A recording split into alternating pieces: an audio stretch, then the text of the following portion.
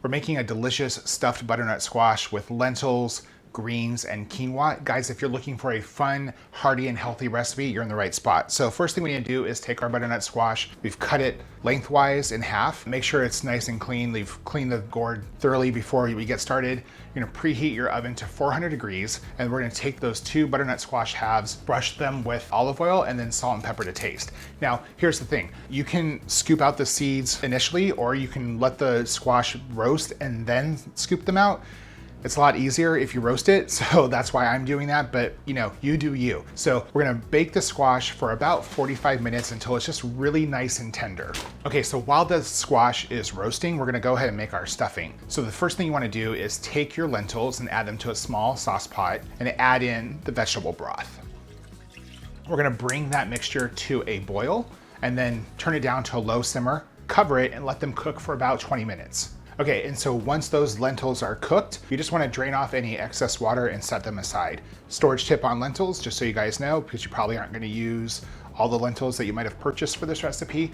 Store lentils in a airtight container, put them in a dry, cool place that's on the dark side, and not the dark side of the force, just to not be confused. And lentils will keep this way for about a year.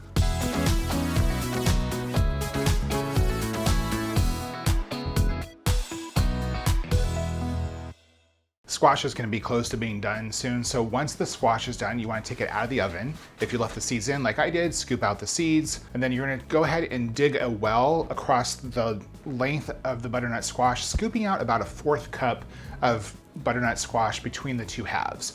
The reason that you're doing this is actually gonna help keep the stuffing in place.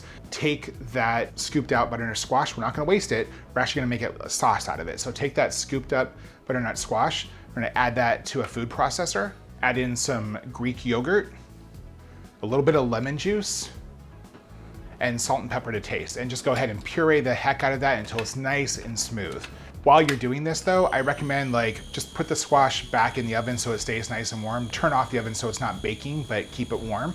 So here's a little storage tip on lemons. They look beautiful in a bowl on the counter, but it's the worst way to store them. They'll only last that way maybe about a week. If you put them in the fridge, they'll actually last about a month that way. So it's better to store them in the fridge while they don't look as pretty that way. The thing about lemons too, you wanna get the most juice out of them, pop them in the microwave for about 10 seconds. That'll actually help get the most juice out of that lemon. Just a little storage tip for lemons there. So now we're gonna finish off our stuffing. So add the remaining olive oil to a saute pan and warm that over a medium heat, and add in the chard and just saute that until the chard just starts to wilt and becomes pliable. Then add in the cooked lentils and the cooked quinoa and stir that all together, adding more oil if you need so it's all incorporated and even, and then salt and pepper that to taste. By the way, if you have leftover quinoa too, you can put that in an airtight container also. Pretty much everything requires airtight containers for storage. Put that in an airtight container, store it in a cool, dry place, and it will keep for about a year. If you've cooked the quinoa, that'll only actually last about 5 days in the fridge once it's cooked, or you can put it in the freezer and it'll keep up for a month. Take the butternut squash out of the oven. It's good to go. That stuffing is ready. Just scoop spoonfuls of that lentil and chard and quinoa stuffing into the area where you scooped out the wells. Drizzle that butternut squash yogurt dressing over the top of it, and then just top it off with pomegranate seeds. And you have this beautiful, delicious, and easy stuffed squash recipe. It can be made vegan by just leaving the yogurt out of the dressing. If you like this video, hey, give me a thumbs up. If there's something you wanna see, drop a comment down below. And if you'd like to cook like I do, I release new videos every single week. See you guys next time.